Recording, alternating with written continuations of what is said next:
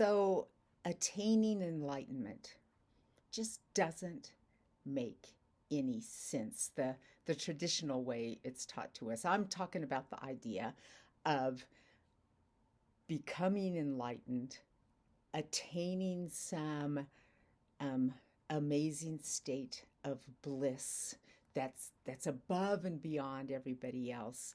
Um, Stepping out of the wheel of life so that you're not incarnated anymore, becoming something doesn't make any sense when you stand back and look at it.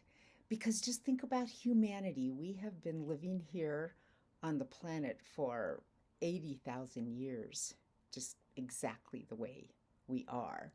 Neanderthals, very, very close to us, so close to us, they're saying that we're all interbred with Neanderthals, so they're like literally us. We're here for way longer than that. And our ancestors, but I mean, let's just give just a very basic idea of the length time span of humanity. 60,000 years, 80,000 years, living everywhere on the planet. Suddenly, 1,000 years before Christ, we set our year zero. And so now, these guys were happening 1,000 years ago. The Vedas came up, and all of a sudden, we have people attaining enlightenment. That doesn't make sense. What about everybody else? I mean, they're just picture. People are living everywhere. There's people um, up in Siberia. There's people down all over Africa that have been there forever. There are people all up in Europe. There's people in Hawaii. There's people in Australia. There's people everywhere. And this little tiny group of people 1,000 years ago come up with this philosophy about attaining enlightenment. So what? They're like the only ones attaining this enlightenment, and everybody else is just like, what? Sitting around and waiting for 1969 when books about enlightenment start getting published everywhere.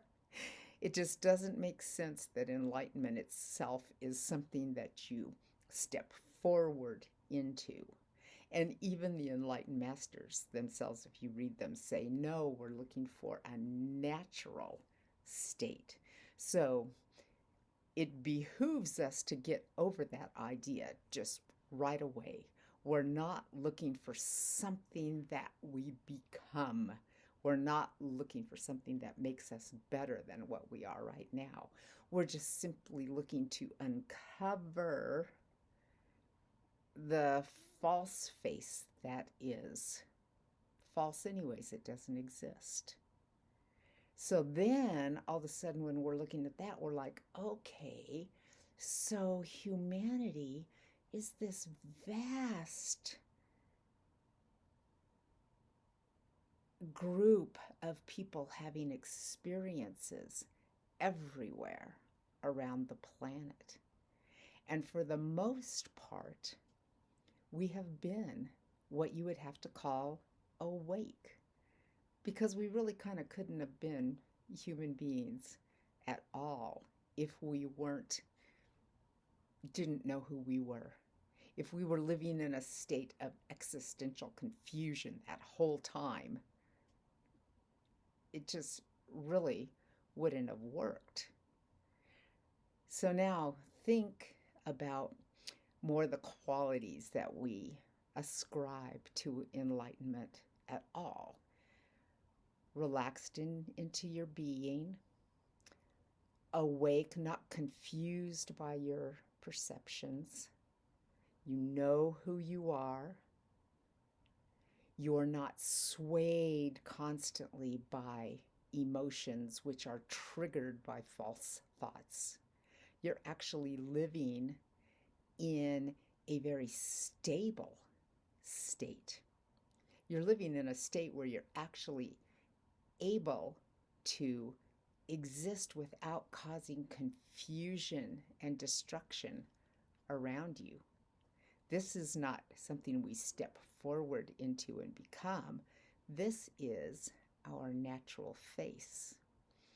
So then just start thinking about it. Okay, 1,000 years ago, the Vedas, 1,000 years BC, 800 years BC was Buddha, who started interpreting ways that, because they were in a society that lived with a false face that had become unreal, and they started discovering ways to come through that veil.